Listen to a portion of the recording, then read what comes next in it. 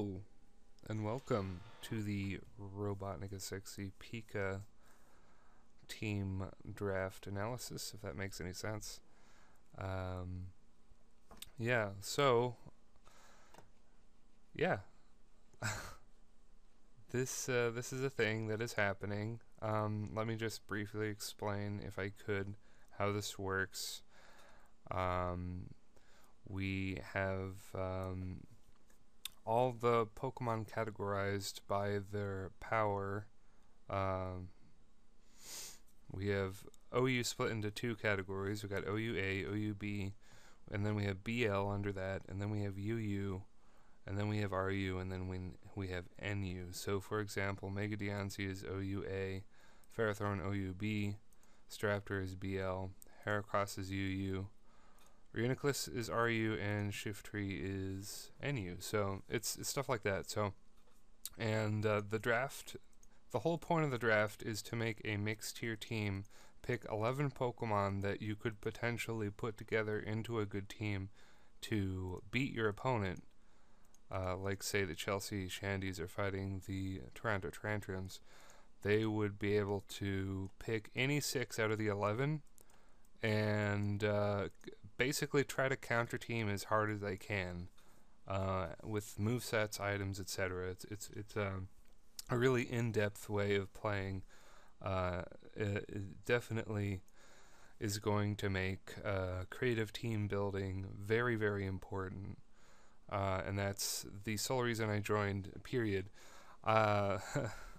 I missed the draft because I was working and I didn't have internet access at work, so these people talking to me didn't reach me on my phone. I'm at work, so that was pretty much fucking terrible. But I kind of lucked out because the Pokemon that were left over. This is me, by the way, the Sequim Malamars, Andy RobotnikIsSexy. The Pokemon that were left over to choose from were all very, very good. Most of the good Megas had been yanked away. Like, I was hoping for Mega Venusaur, but Mega Venusaur is so good that it just, it's going to be gone. But these are my picks, and I will go in order from strength to weakness for point value. Yeah, pretty much. Let's see. Let's start with Rotom Wash. I have him highlighted. Why not? Rotom Wash, I don't know why Rotom Wash was available for the taking. This is like, this Pokemon beats Talonflame. This Pokemon beats OU, like, in general. Like, it's such a good Pokemon, and like, I don't know, it just boggles my mind why this guy was left over. I grabbed him because he's just really good and easy to use, and I'm going to need Rotom Wash to win games, basically. I don't know, maybe I'll come back to him later, or I'll address comments in the comment section or something. Next is Jirachi. Hello. Why wasn't Jirachi picked by any team? By the way, the person who did all of the amazing artwork for these team emblems, oops, where the fuck what happened? Is one of the team emblems are gone. Let's reload that. Is Parahax, also known as Matt, also known as Praxius, I think. So that's cool. Where the fuck did they go? Oh, it's so sad. Oh, I just clicked on a different tab or something, that's why. Yeah, that's why. I'm retarded. It's okay. Just wasting some time. You'll notice the Washington Red Shells logo kind of sticks out. That's because it was designed by Not Parahax, who is behind the Detroit Pincers. Of course, he gave himself the best looking emblem. Just look at that. Look at that. That is beautiful, Praxis. So So yeah, Jirachi is just good. Is very good. Picked him for similar reasons as Red and Wash because I don't know, Scarf, Iron Head flinching. Hello, easy win right there. Easy. I don't like using Scarf Rachi, but if I have to use it to win, yeah, I'm gonna use it. Next in line is Conkeldurr and Mega Pidgeot. Conkeldurr is one of my favorite Pokemon of all time, even before Assault Vest was an item to choose from. Um, he's just so good. He is so good. He's going to be a great special wall. He'll be able to take on Pokemon like Mega Ampharos and Shaman and whatever. He's just going to be great. Mega Pidgeot, I was this close to picking Mega Manectric as my Mega, but then I looked at my Pokemon and was like, why do I need another Electric type, another ground weakness? This team is already pretty ground weak when you look at it. And then I was like, I need some bird spam on this team, and I've never used Mega Pidgeot, but I have used Noivern a lot, and I believe Mega Pidgeot is 2 points slower than Noivern. I think it's 121 speed, which is pretty fast, but not that fast, which is unfortunate, but it's still a very good Pokemon. It's gonna be great for people like Texas Rhyhorn, who have this insanely powerful defensive team. It's going to be great to break through Mega Venusaur, Sylveon, Skarmory. That's just going to be very, very handy. So some bird spam is definitely what Mega Pidgeot provides. It's probably not going to one-shot anything, but it could get some confusion hacks, and things could go my way rather quickly. So now let's go to Smeargle. I was this close to choosing like Ditto, but then I realized I had if I moved around my points a little bit, I could afford to use all of my points, which you only get 1,180 points, and I was able to use all of it. That's why there is a 0 right here. But Smeargle. Can we just talk about how many games Smeargle is going to win me, if I win any games at all? I'm assuming I will win at least 1 or 2, but, let's just, I think only 2 teams picked grass Pokemon, if I'm not mistaken. I don't think anyone chose Ferrothorn, unless they did. Well, there's Chestnut, there's a team with Breloom, well, there's Mega Abomasnow. So there are a couple ways to bogger the Spore Spam. Oh, there's Tangrowth. I guess I take it back. Shiftry. Yeah. Is there a grass on every team? Yes, there's a Moongus. I think this team doesn't have a grass type. There are a few teams that don't have any grass Pokemon on it, and once I get once I face them, I'm just gonna be really well off.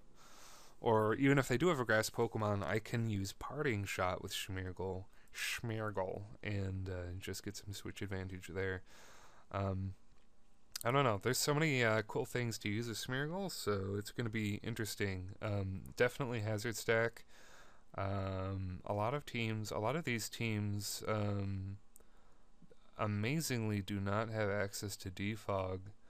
I would have thought everyone would have a defogger. I think most do, actually, but I mean, we have Spinners and Starmie and whatnot. That's for the reason I chose Gligar, because he was the only defogger left, like, period, and like all of them had been taken up, so I guess we're gonna see some of that. But yeah, Smeargle is just Smeargle, basically.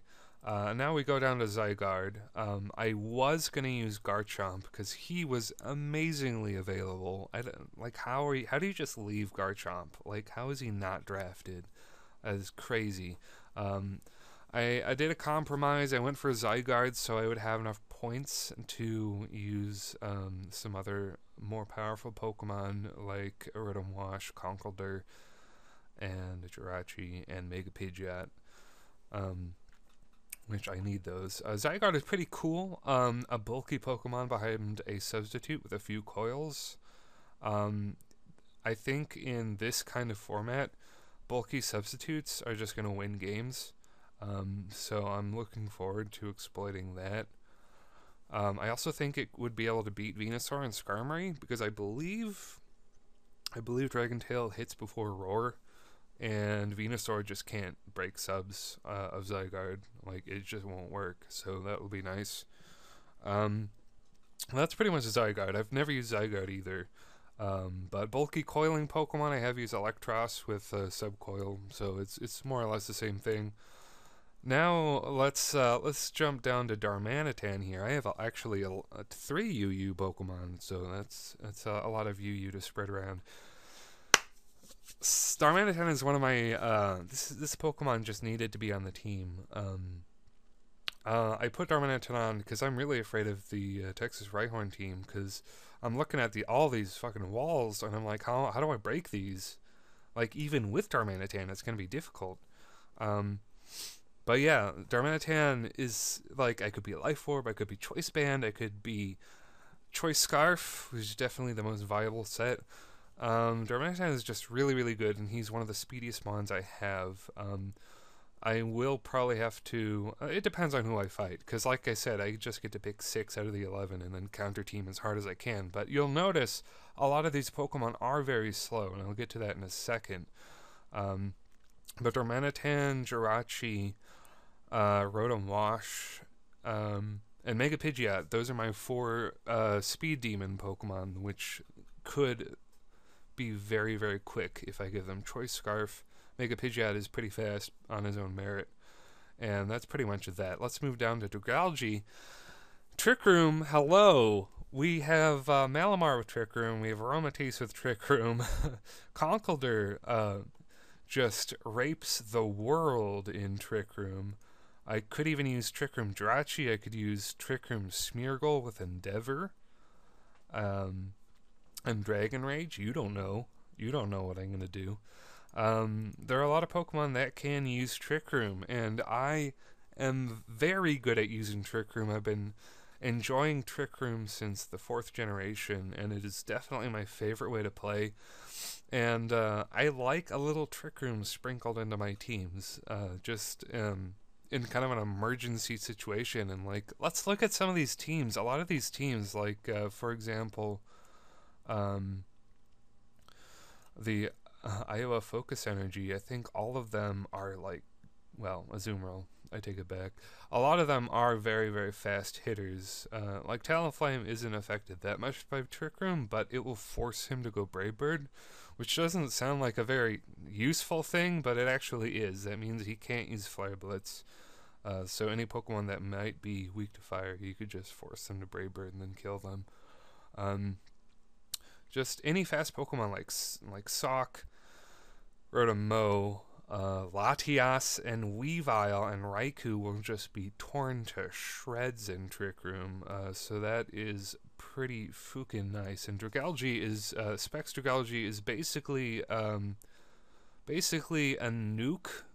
He'll kill anything. Like, unless you're immune to it, it's gonna kill you. So if you followed my Wi-Fi battles on my channel recently, I've been using Dragalge in Trick Room, and it is delightfully fun. I've already covered Gligar a little bit.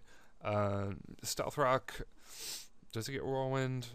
I don't even remember. I don't use Gligar that much, but I guess like Toxic Roost, Stealth Rock, Whirlwind or something. Is just a utility support Pokemon, very bulky Eviolite Pokemon, and the only Defogger. Oh, Defog, right? That would be on the set, wouldn't it? Defog. Yeah, Defog, I don't want to get Hazard stacked against, so that is why he's there. I also have a few Stealth Rock weaknesses. Mega Pidgeot, Darmanitan, And, well, that's actually it. And considering the fact I don't need to use Mega Pidgeot at all, I don't think. Maybe I don't know the rules exactly right, but as far as I understand, I just picked the 6 that I want to use. I will be using Mega Pidgeot a lot, because like I said, bird spam is pretty important in today's metagame. But yeah. As far as rock weaknesses, I don't have many. I do have a lot of ice weaknesses. That may be a problem. But Conkeldurr Conkeldurr and Jirachi and Darmanitan can handle that pretty well. And Malamar to an extent. Now let's move to RU. We have Aromatisse. Definitely one of the most underappreciated Pokemon in the game. It is as far as I know, it is the only Pokemon in the game that has an ability that prevents taunting. So you are going to get your Wish Up, your Heal Bell, your Aromatherapy, your Trick Room, all of your support moves are going to go up no matter what, and you basically force them to attack you, and Aromatisse is a very bulky Pokemon, so that is great. Also, it's a Fairy type. Fairy types are overpowered. I've been saying this since day 1 of X and Y, and it is definitely true. You need a Fairy type. If you don't have a Fairy type, you fail. Those Fairy types are just ridiculous. So it's good to have a little special attack investment, get a little Moonblast there, finish off some people, maybe after some spikes damage, good stuff like that. I think that's my only RU Pokemon. And my last Pokemon is my only NU Pokemon, which is Malamar, the mascot of the Sequim Malamars. I actually had 2 different draft picks. I had one draft pick that was for real, and then I had another draft pick that was a backup, and then I missed the draft entirely, so I got to use none of those Pokemon. But it's kind of a blessing in disguise, because being able to I forget what they called it.